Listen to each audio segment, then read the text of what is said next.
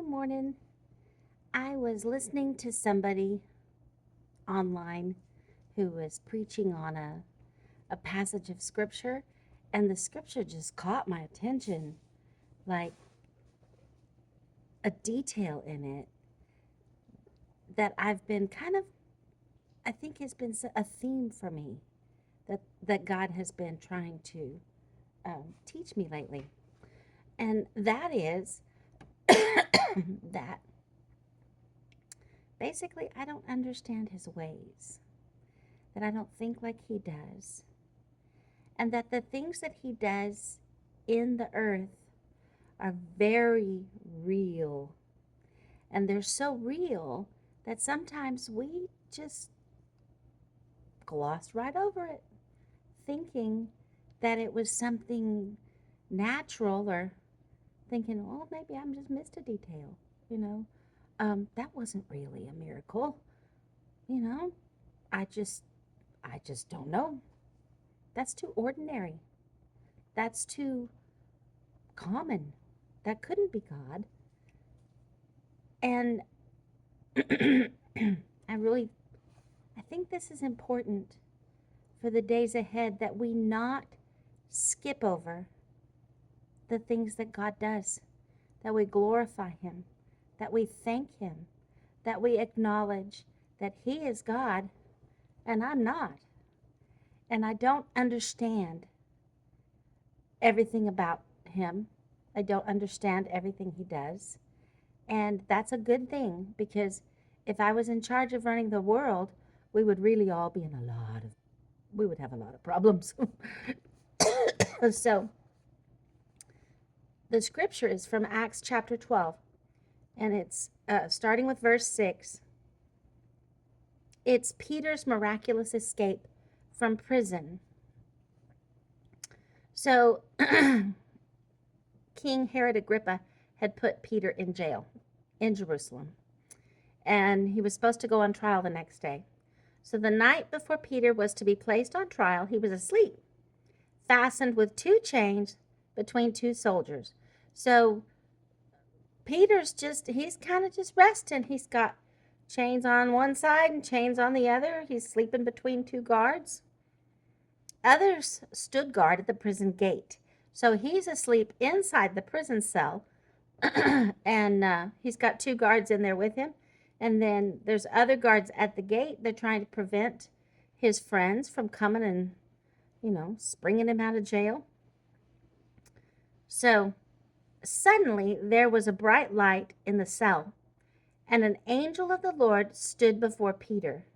And I think we would all say that's miraculous. We're not expecting that. Peter was asleep, and he's seeing this angel. But he was so tired and so trusting of the Lord that he was fast asleep. He was knocked out. He did not see the angel, and says, until the angel struck him on the side to awaken him and said, "Quick, get up." Okay, that also makes sense. Now, this angel, supernatural being, comes to spring you out of jail, and, but you're a human, and you're not going to be able to, like, go through the wall or whatever. So the angels got to get you out of there quietly before the guards wake up. That's my assumption. Okay? But miraculously, the chains fell off of Peter's wrists. It says it right there. So that's miraculous. We would agree that that's miraculous. Then the angel told him, "Get dressed and put on your sandals." And he did. So Peter did that. "Now put on your coat and follow me," the angel ordered. All right. We're in a hurry. We're trying to get out of this jail. Trying not to wake up the guards. The angel had to smack Peter to wake him up. And then Peter's like, and then he tells him, instead of saying, here's your things, hand it to him. Hurry, hurry. Kind of pushing him out. And I think about what I do with Maya. I'm like, get up, come on, let's go, come on, hurry. And I just grab her stuff and, push her along in front of me.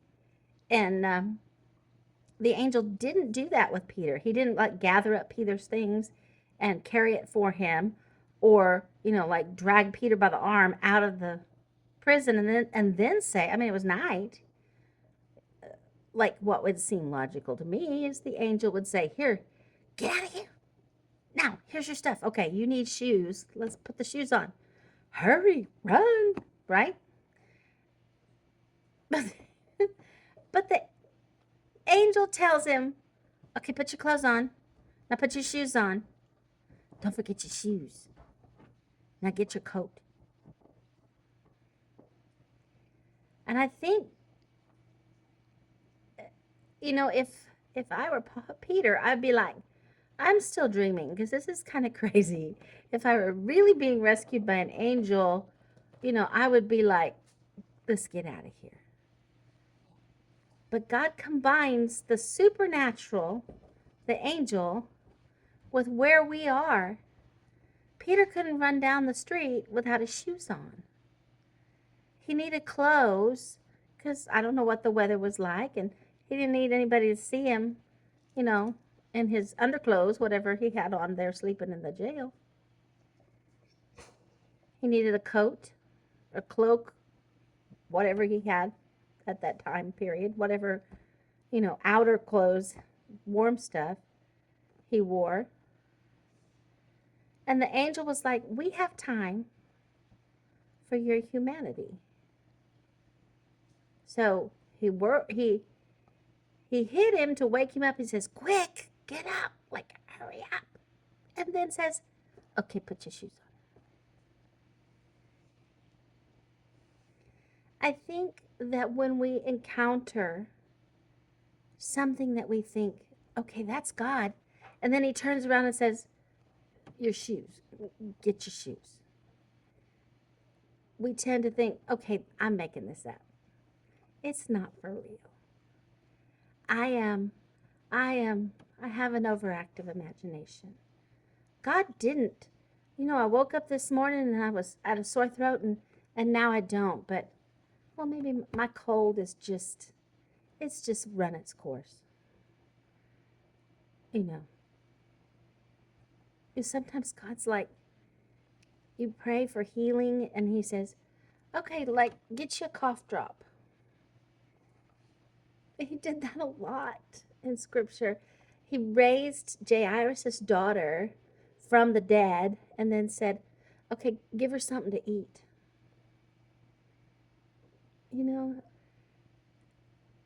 He raised Peter's mother-in-law. He healed her. She was very sick. And she gets up and starts to like make everybody something to eat and serve them. We tend to think that this is spiritual and holy and spectacular and supernatural, and this is just us.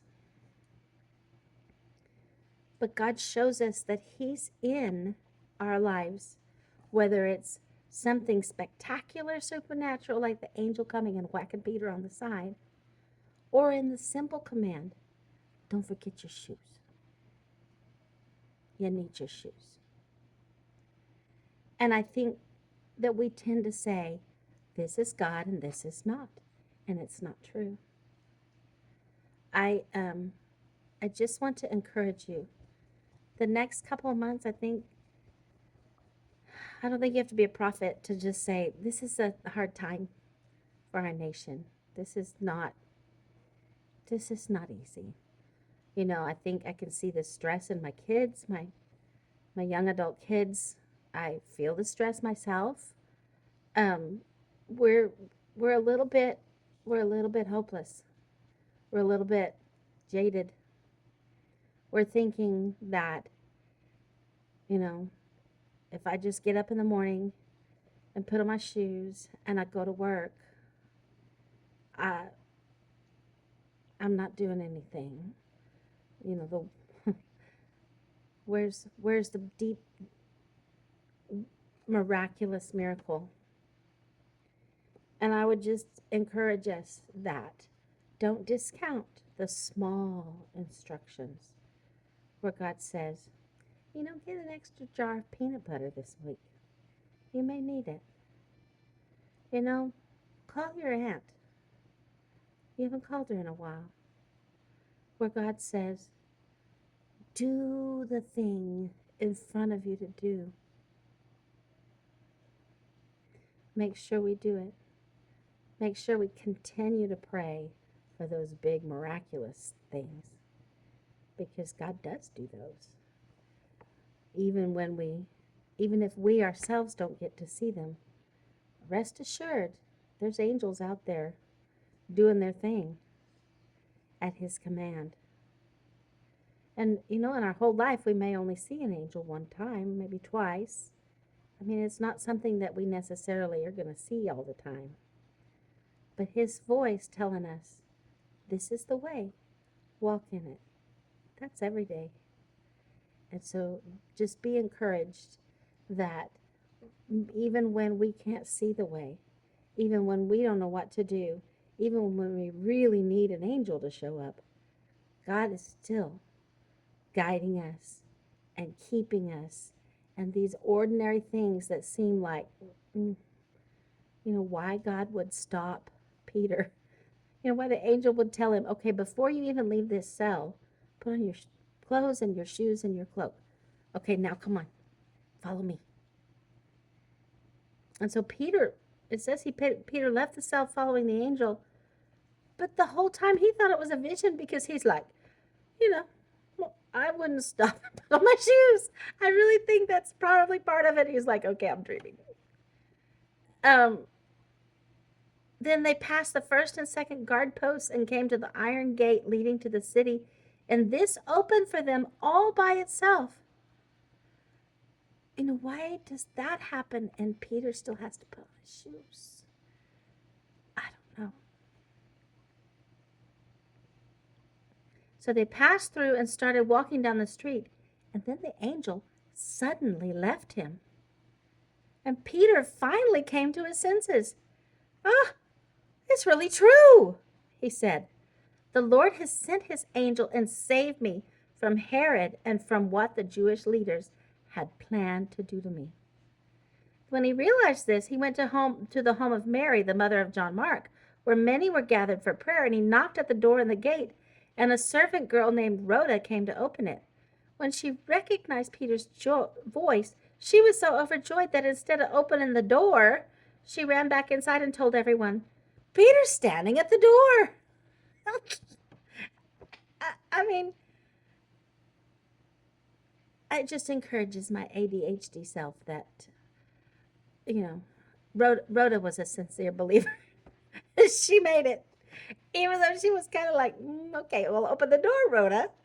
I'm right there with Rhoda. And so just hang in there. Keep putting on your shoes. He'll guide us. He'll send the angels when it's time. He's good. All the time. Every day. And he can handle our lack of understanding. If we're willing, he'll get us there.